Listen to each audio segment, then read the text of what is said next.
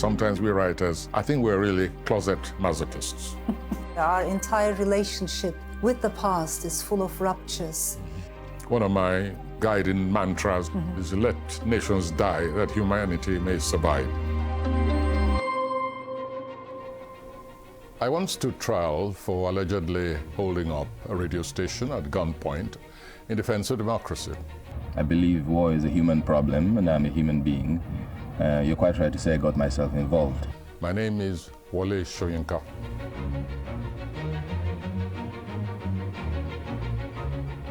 I'm a Turkish-British novelist, and like every storyteller, I'm drawn to stories, but also silences, the things we cannot talk about.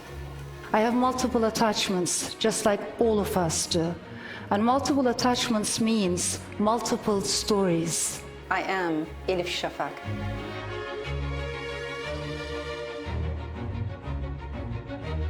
I felt I knew Elif Shafak even before I'd met her. Like me in Nigeria, she's often at loggerheads with her country's government. Through her works, she gave a voice to those who are often unheard. I knew about Wole as the first African author to win the Nobel Prize for literature. I see it really as the recognition of a core of creativity which goes back centuries. But also in his role as a defender of human rights and freedom of speech. I was looking forward to having an open conversation and discuss issues that are both timely and universal and close to our hearts. What unites us makes us all human.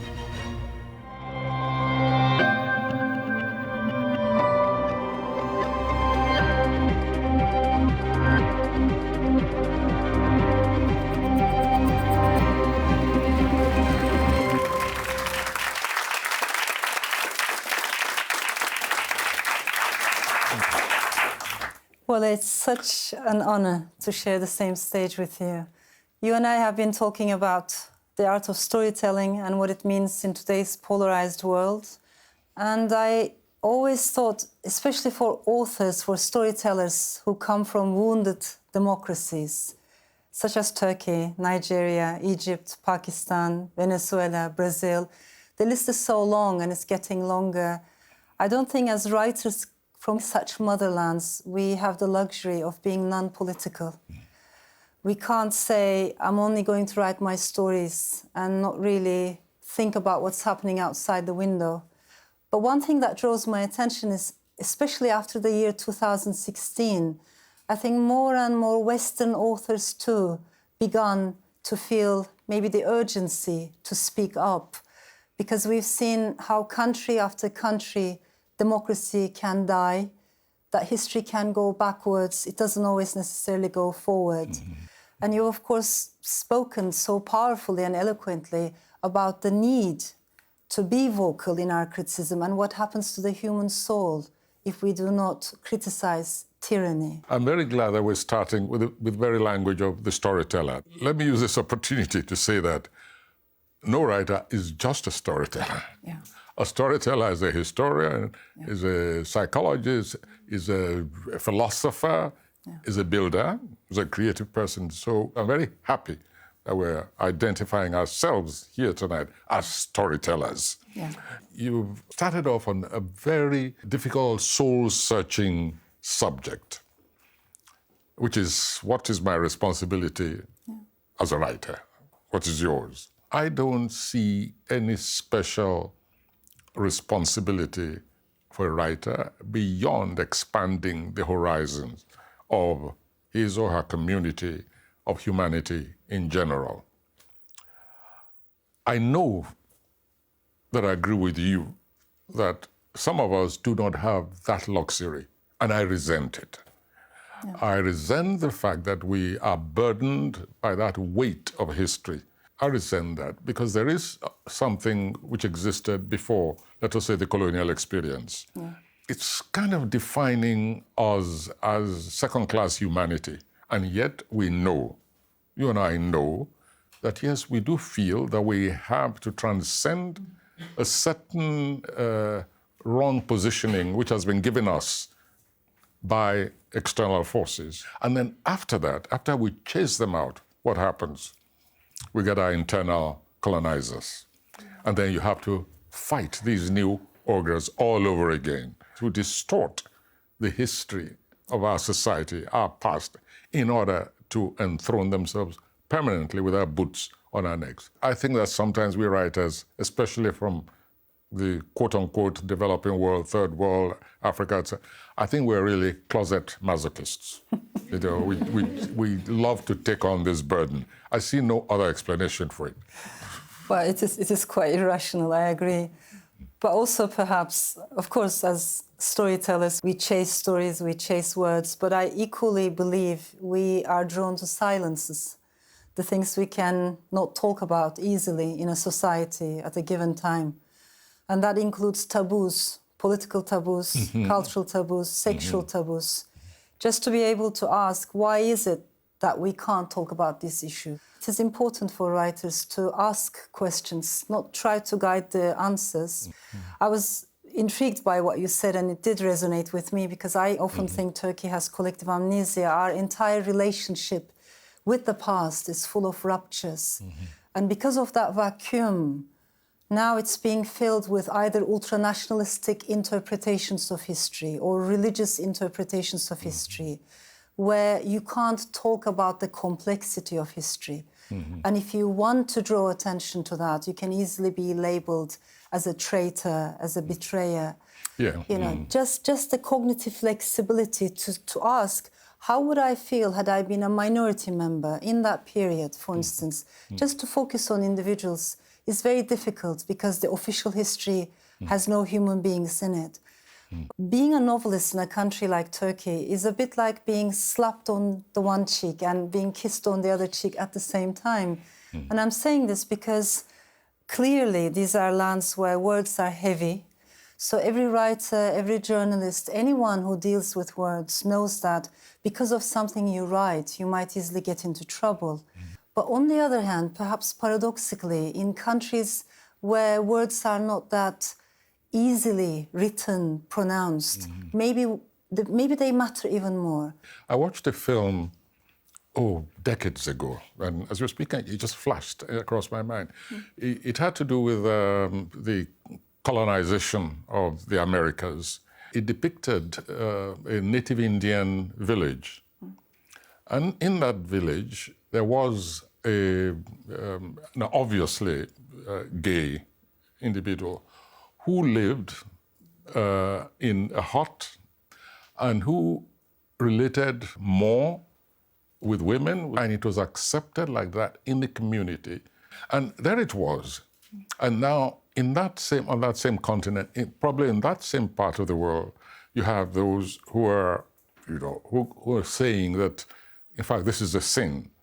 You know nothing about biology, human anatomy, know nothing about hormones, nothing at all about the exploration of the human tendencies. And there they are now stigmatizing.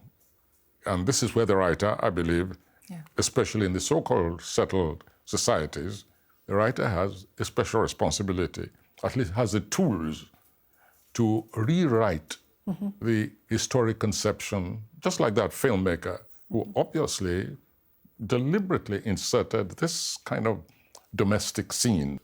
By contrast, you come to a country like Nigeria, and within this decade, there are legislators who, out of all the problems assailing Nigerians, the poverty, kidnapping, etc., took time off to pass a law, which included phrases like the expression of affection between two people of the same sex is going to happen. And I asked myself, and I wrote at the time, what's your business with what happens with consenting adults? You don't have enough problems of your own already?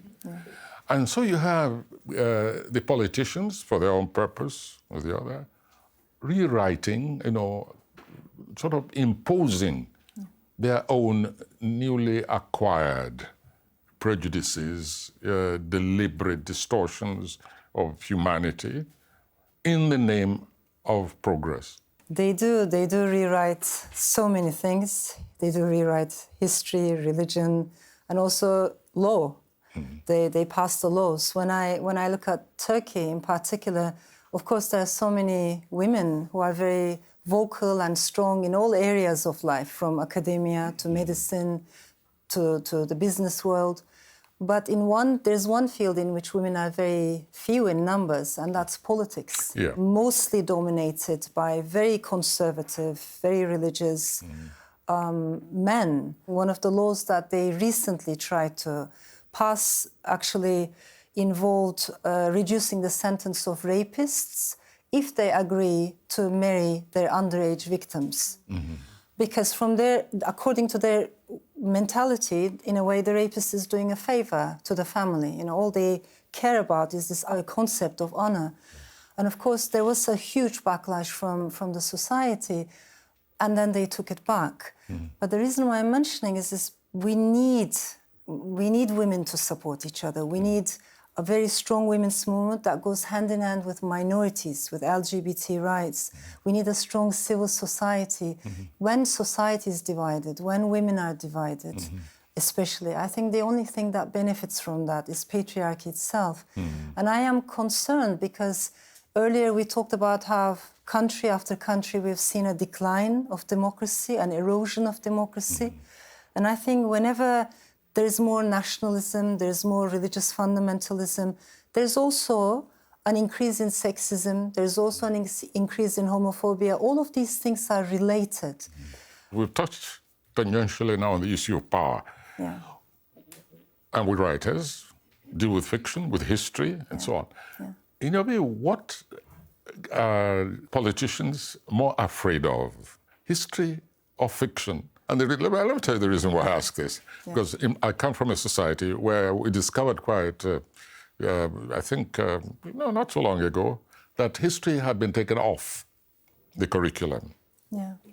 And it was a shock for me.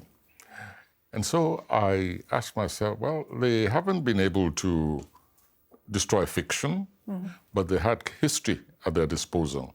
They got rid of history. So I asked myself, what are they really afraid of? Yeah. And I think it's precisely where stories and the art of storytelling can make a difference. As I was listening to you, I was thinking, one of the books that I read very early on in life and left a big impact on me, it was the works of Ivo Andrić from the Balkans. When I was reading his work, for the first time as a high school student, it occurred to me, there were like two peasants talking. They're talking about the Janissary system, which was the heart of the Ottoman Empire, in a way, the military. And so at school, what I had learned was we were a great empire. Wherever we went, we brought civilization. But then there were these two Balkan peasants talking about that institution. And one of them was saying, thanks to this system, our poor children were able to get education and go all the way up and become viziers. And the other one was saying, are you sure? Because of this system, they forgot their identity, they were converted to Islam without their will, and they never saw their families again. So yes, they did get education, but at the expense of what? As a reader, lover of storytelling, fiction, I understood what the writer was trying to do. Can you shift your angle a little bit, that cognitive, flexibility, and try to see the same story through the eyes of another person and then another, and keep doing this until we realize there's no such thing as history with a capital H imposed on us. But there are all these realities and complexities that we honestly need to talk about if we want to be truthful. We've been ignoring these people. Shall we Yes. have them ask one or two questions? You're both storytellers, which you've spoken about, but you're also activists and role models and change makers. And I wanted to ask you both if there was a specific moment or period in your lives when you came to embrace and accept your role as change makers, and if so, what gave you the courage to step into those shoes? You first. You first. I don't see myself as a courageous person at all, honestly. I'm just a curious person. And I don't want to lose that curiosity about life, details, the connectivity with fellow human beings.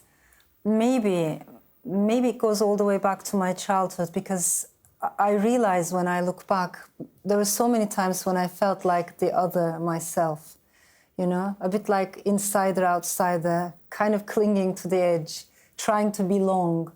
So to me, it comes very naturally to give more voice to people who have been othernized. And I think in my work, I always want to give more voice to the silenced and try to bring the periphery to the center. That matters to me. But also maybe part of the reason is the way I was brought up. I grew up without seeing my father, and I was raised by two completely different women. My mom is very westernized, very modern, urban, very rational, well-educated, and my grandmother probably would tick all the other boxes. You know, more Eastern, very spiritual, less educated, and yet very wise. And she's a woman who had been denied proper education, but she firmly believed in the education of girls. So to me, watching their sisterhood, their solidarity, the way they supported each other had a huge impact on me, you know. They didn't agree on everything, but they supported each other. So I think observing people, despite the circumstances, how we need to empower each other, how we need to connect with each other, and how we can all learn from those bonds, that left a huge, huge impact on me as I was growing up.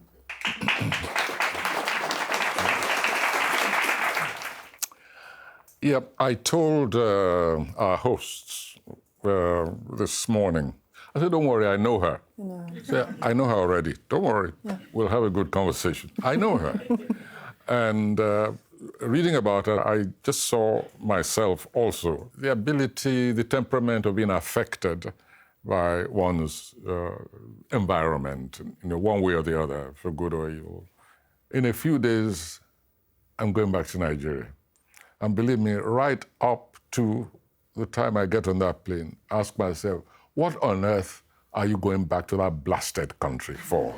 Isn't life more peaceful here? What on earth is pushing you? I just don't know. But I'll give you an example of something which has affected me tremendously. And thank goodness this example comes from a child, a girl child. Her name is Leah Sharibu. She was one of the school pupils who were kidnapped by Boko Haram in Nigeria. And they were ransomed. But when they were leaving, the fundamentalist terrorists insisted that they must renounce their religion before they were released. All of them did, except one, Leah Sharibu.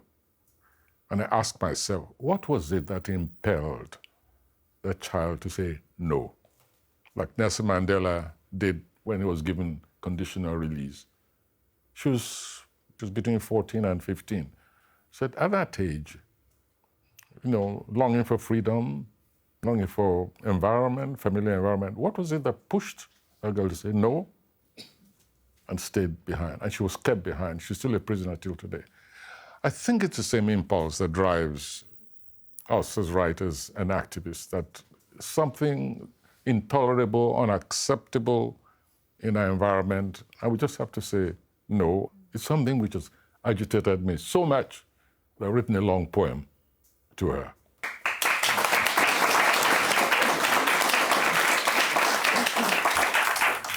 When you were put on trial for insulting Turkishness in 2006, I wonder if you could just sort of say a little more about that.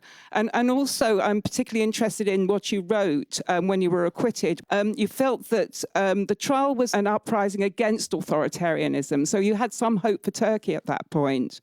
And I just wondered whether you had, you know, whether you still felt hopeful in the circumstances that you explained to us earlier.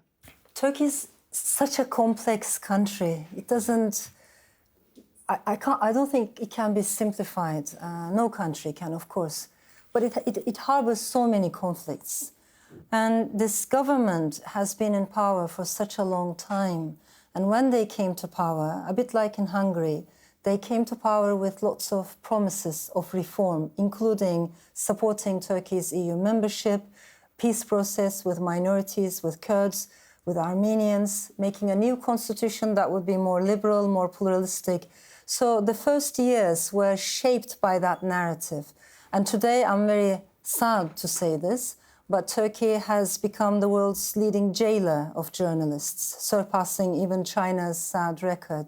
Now, do I have hope about my country? Of course I do.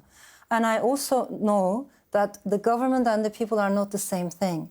When we talk about wounded democracies, I think it's always very important to bear in mind the tragedy of lands such as ours is that oftentimes the people are ahead of their governments.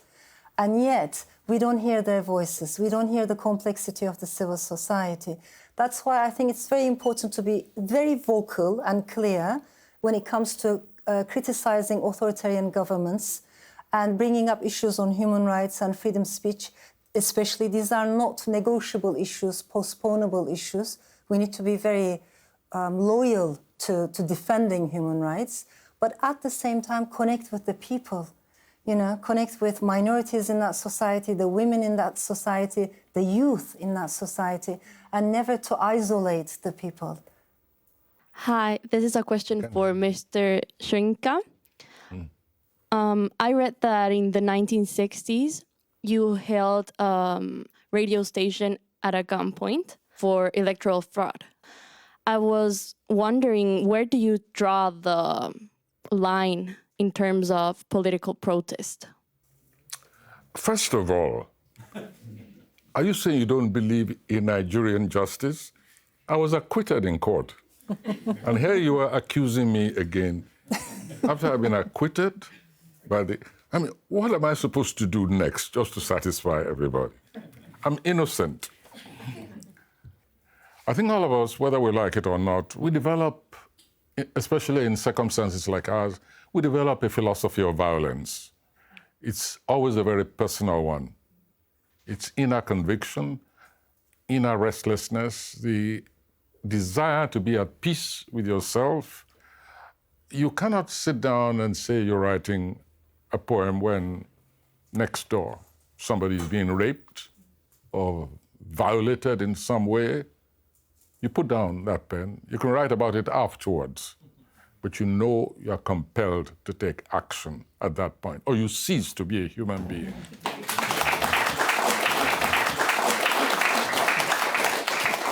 One of the issues that I was hoping we could talk about is also where to draw the line between freedom of speech and hate speech. I find it particularly difficult because all my adult life I have fought for and believed in freedom of speech. And one of the things that worries me is on both sides of the Atlantic, particularly among young people, this need for safe spaces and vetoing speakers with very different views is becoming a bigger and bigger issue.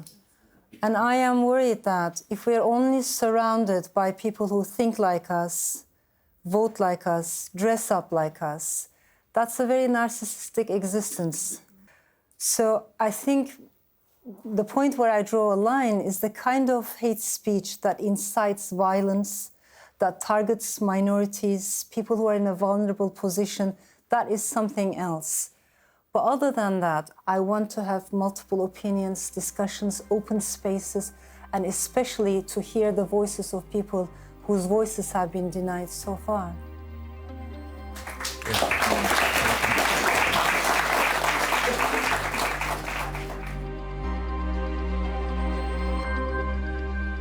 People like to think that their nationalism is not as ugly as someone else's nationalism. One of the major fears I had when I was in exile was that they might get me because I'd been declared wanted alive or dead. The opposite of kindness is not necessarily evil. It's the moment we become numb, desensitized, and indifferent.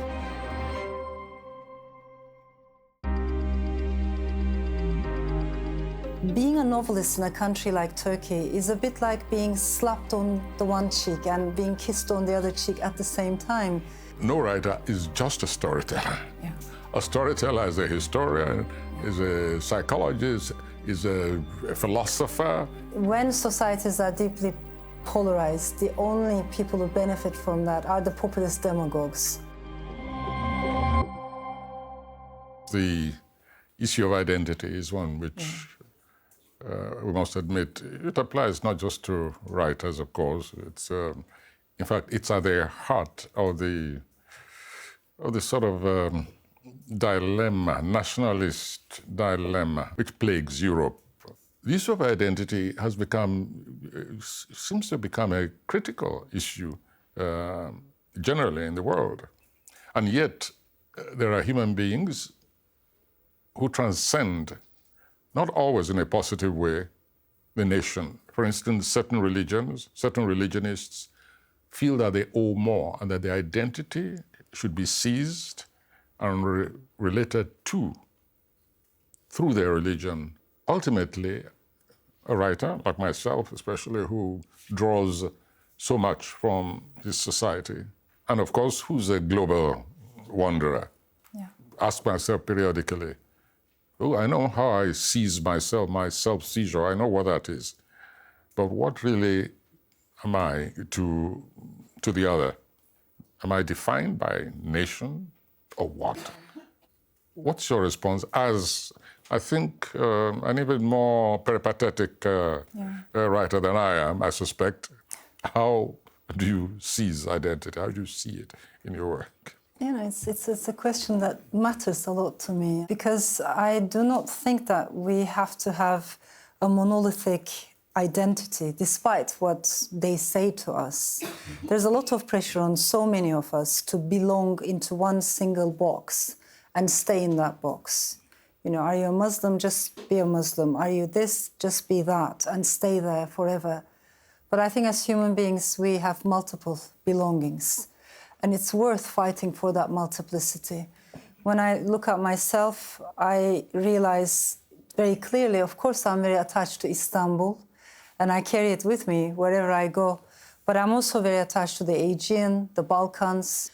I carry in my soul so many elements from the Middle East.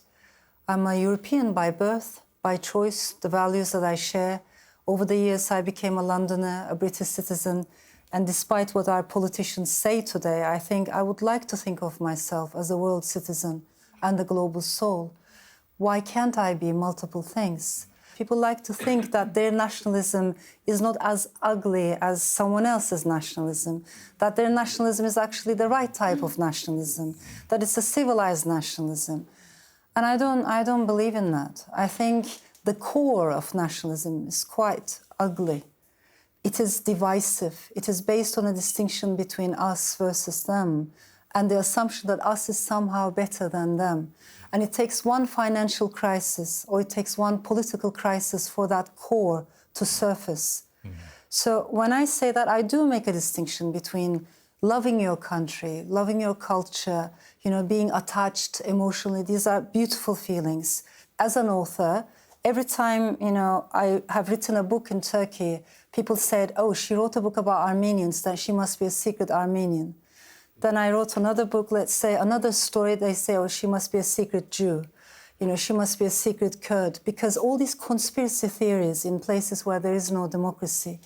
But underlying is the assumption that if it's not your story, why should you even care? Mm-hmm. If it's not your identity, why would you even try to write about someone else's story? And I think we need to be very aware of that and very critical of that. In West Africa, some years ago, the Nigerian government decided to expel all Ghanaians from Nigeria. In fact, there's an expression in Nigeria today called Ghana must go. Oh, yeah. And I found myself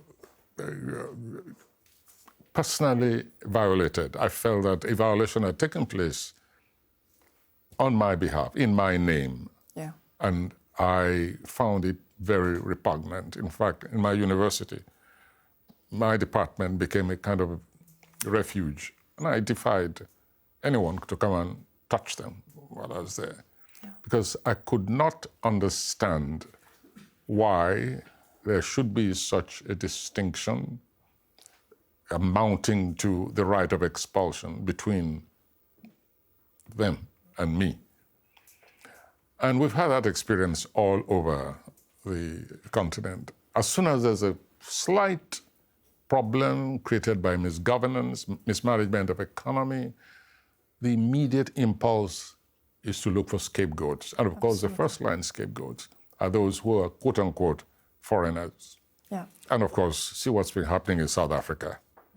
The amounting even to the lynching, the pursuit and lynching of foreigners. People from Mozambique were affected at one time, Zimbabwe, Nigerians, of course. You see, this leaves one in such a weak position when one now has to decry the ultranationalism and the waves of which are sort of taking over Europe, affecting politics, immigration policies, and even the internal governance in which the machinery of the government is ranged primarily against foreigners.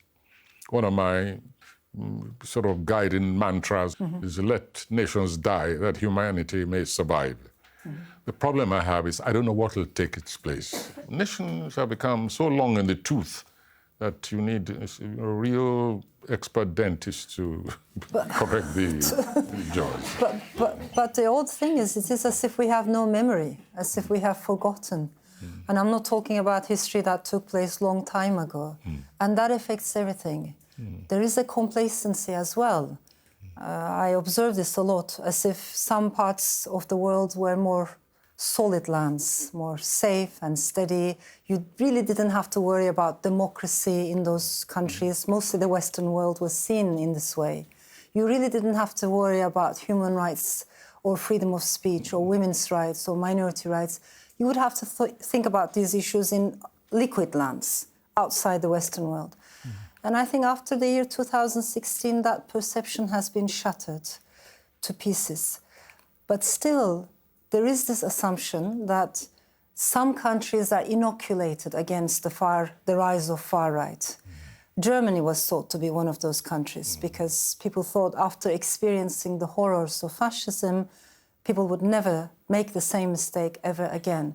And now, for the first time since the Second World War, we have a far-right group within the German parliament. And of course, Sweden was regarded as another inoculated country because it's a welfare state and a bastion of social democracy. Now we have the rise of the far right in Sweden. And the UK was thought to be inoculated against the rise of the far right. Why? Because it has very different traditions. It doesn't even have a written constitution, a very strong hold of, liberal democracy, and so many other historical reasons. But again, we can't say it will never happen again. And we are seeing the rise of hate speech, hate attacks, particularly targeting minorities, immigrants. Suddenly, this toxic language in politics made it okay for people to say things that were unsayable until recently. And yet, I sense this contradiction in me. You do?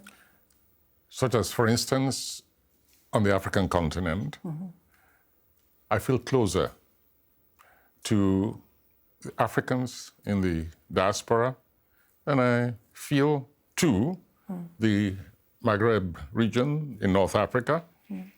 I feel a closer affinity, definitely, and I find myself far more interested in the fortunes, cultural, of course, retentions, in Brazil, for instance, where you have the Yoruba people, in Cuba, etc.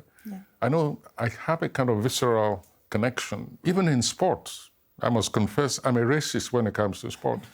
I'm interested in tennis only when Serena or Venus Williams are playing.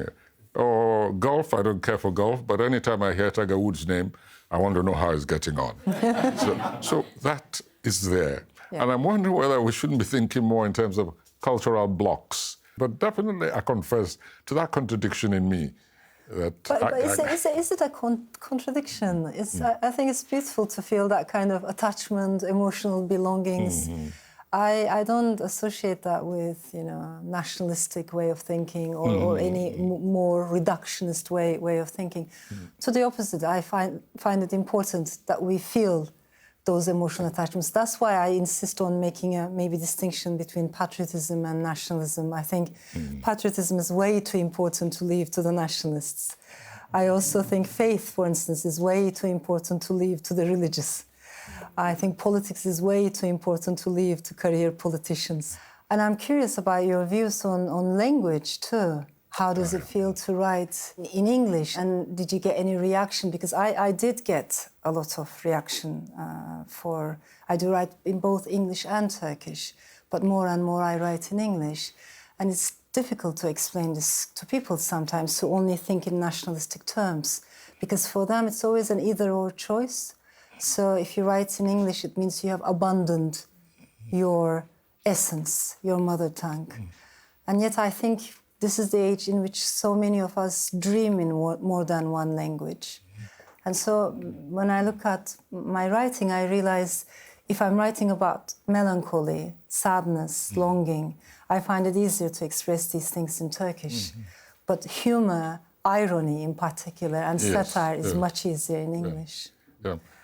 Well, there's no question at all for me. Well, language is both a vehicle, it's a technicality for use. At the same time, it has this extension into being a repository, not just of ideas, of history, of philosophy. So for me, I'd see no reason why humanity cannot have its cake and eat it. And so when you talk about being multilingual, for me, this is the ideal. If you walk the streets of Nigeria, for instance, they start in English, end up in Yoruba, switch into broken English. For me, it's an expression of the complexity of the thinking process. That it's instinct. If you don't find the expression in one language, you switch naturally to the language from which the idea derived originally. Of course, I've got this flack also. Why do you write in English? Listen, I tell them, English is in fact the language of coup makers in Nigeria. When they want to take over, control of our lives, they speak in English. So you can't get anything more basic than a sudden transformation of yourself from even a partial democracy to outright dictatorship. But anyway, enough of. I think it's about time we brought in let's go to the audience for audience again. Yes. I was wondering if you've ever felt these days particularly frustrated about the lack of impact given the rising erosion of democracy and shrinking civic space. So do you think that the language and narrative of human rights defenders, including yourselves, somewhat should try and change to reach out more effectively to the people that currently seems to be lured more by the demagogy, by the language of far-right nationalists and populists? In this age, we all need to become more engaged citizens. To me, that's incredibly important. And there's one thing that worries me. When I read the memoirs of writers and poets who have survived the worst calamities in human history, including the Holocaust, almost all of them are saying something similar. They're saying bad things happen not because people are bad. There are some bad people, but relatively speaking, their numbers are small. And so they're saying the opposite of goodness is not necessarily badness. The opposite of kindness is not necessarily evil. The opposite of goodness is in fact numbness. It's the moment we become numb, desensitized and indifferent. That is a very dangerous turning point, because upon that ground you can sow the seeds of all kinds of racism, all kinds of sexism and xenophobia once enough people become numb. So it matters to speak about human rights and each other's stories. But you're so right, something needs to change in our style as well. Sometimes populist demagogues are better in terms of addressing people's emotions than their liberal counterparts. It's so dualistic. They talk about the people versus the elite. But I think more and more of us deliberately need to start using the words, break them into pieces. So I deliberately use populist elite, because populists don't have a problem with elitism as long as they are the elite. They're not really criticizing elitism, and many of them are the elite, in fact, when we take a closer look. And the second thing is they think of the people as a homogeneous whole, but they divide people into real people versus unreal people. People who really matter versus people who don't matter that much. So all I'm trying to say is the problems are real, but populism is the wrong answer to those real problems. And we need to do a better job in terms of addressing those real problems and remind each other and ourselves that human rights matters.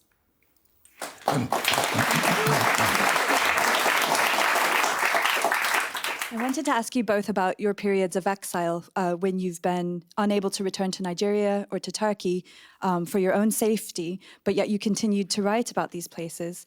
What is it like being so intimately connected to a place, so absorbed emotionally, intellectually in a place, but physically separated? And how has that influenced your writing? I found it very difficult to accept that I was in exile. Very, very difficult. Especially the major one, the second one, which was forced on me, and which was actually a life and death escapade, if you like. I think I carried that sense of belonging with me so deeply that one of the major fears I had when I was in exile was that they might get me in exile because I'd been declared wanted alive or death. The dictator was actually setting up consulates to hunt down the opposition. But the way I found peace, and this is a self-revelation, was that I began looking for a place where I would be buried if I was got outside. My fear was not so much being killed outside, but having my family or some well-meaning friends take my body back while the dictator was there. Now, that's how irrational one can be. That way, I was at peace with myself. Say, good, don't take my body back if that character is still in charge. I don't want him trampling all over my corpse. I used to laugh at myself. So look at you. Instead of buying more wigs for disguising yourself, you're paying the money to go. But that's exactly what I did. It's part and parcel of one's composition. Does the socio-political changes in your countries, in Turkey, for example, still affect your writing style as much as it used to when you started writing? It's also connected with the previous question, isn't it? Exile, sometimes self-imposed exile. Can we have multiple homes, multiple homelands? Can we completely ever disconnect from our homelands, which I don't think is possible. Just the opposite, perhaps you even follow it more closely when you're abroad. You care about every single detail. So it's a very, very fragmented existence. In a way, you're always a bit of an insider-outsider, which could be a good position for art, for the art of storytelling, because you're enough of an insider to feel attached to places, many places, but maybe you have a little bit of cognitive distance, just a little bit of distance, maybe to see things from a different perspective. But if it's a good position for art, I think it's a very lonely place for the artist. You know, you're always in between them. And I carry that feeling with me, to be honest. The number of people from all over the world who have started to feel as if they were in some kind of exile, you know, that number is increasing. More and more people have started to get worried about their motherlands. You know, they can't recognize the changes that are happening, even when they live in those countries. So it happens to me a lot when I give talks. There are people, you know, in the audience, they say, I come from Venezuela, I come from Brazil, I can't recognize my country either, and nor can I. You know, we're all asking what happened to my sweet country. I was wondering how you think that colonial mindset has had an impact within our culture, and what possible changes do you think that we could bring to ourselves as people from different countries who live, you know, in Europe or in countries that are not our countries, to better society in the future? Well, culture is a powerful weapon, I know, but at the same time, culture can prove very, very feeble. in face of some really intractable situations. In Nigeria, I use the expression horrendous descent into an abyss of inhumanity. And I was speaking of an astronomical rise in kidnapping, ransom, in rape, in pedophilia, in ritual killing, sex trafficking. And we ask ourselves, what's happened to our humanity, and what's the solution? Some of these girls who are sold into prostitution are actually put under some kind of superstitious chain, where they're terrified that if they renege on the terms of their enslavement, that terrible things will happen to them and to their family. And they believe it because they come from a superstitious culture. But the same culture is being used now to remove that fear from them. You have somebody like the Oba of Benin, for instance, who sort of pronounced first a curse, with his entire assembly of priests and chiefs, pronounced a curse on all who continue to traffic, their own people into sex slavery. But one should not depend too heavily on the power of culture. Culture enlightens, relieves, entertains, sustains, but at the same time, there are negative aspects of culture which just becomes an extra burden, even outside your own environment. Yeah. Just to follow up on that, I think today the major clashes that we're experiencing are taking place in the field of culture. We are so obsessed with data, measurable, quantitative data, but there are things that matter so much that can't be measured that easily, and yet they're extremely important. So, as you know, there were all these predictions about a clash of civilizations, mostly between the Western world and Islam. That's not what we're experiencing, but I think what we're experiencing, rather than a clash between civilizations, within nation states, within our societies, we're experiencing cultural fractures, cultural battles almost. And so there's a lot of tension going in that field about identity, belonging, who are we, how do we raise our children. But at the same time, of course, as writers, we also believe in the transformative power of culture. When societies are deeply polarized, the only people who benefit from that are the populist demagogues. So how do we find a way to go beyond our echo chambers, beyond our comfort zones? And I think that is also possible through culture too. But it's been such a pleasure to talk to you. As I said, I thought I was sure I knew you. And I hope this kind of communication can continue on a wider scale. Yeah, me too. Definitely. Thank you so much. Thanks so much.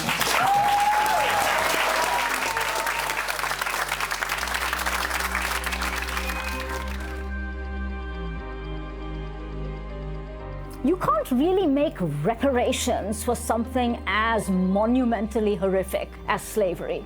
I think anger is natural, and we connect on our collective anger a lot of the time. What did poetry do for you? It's just rap,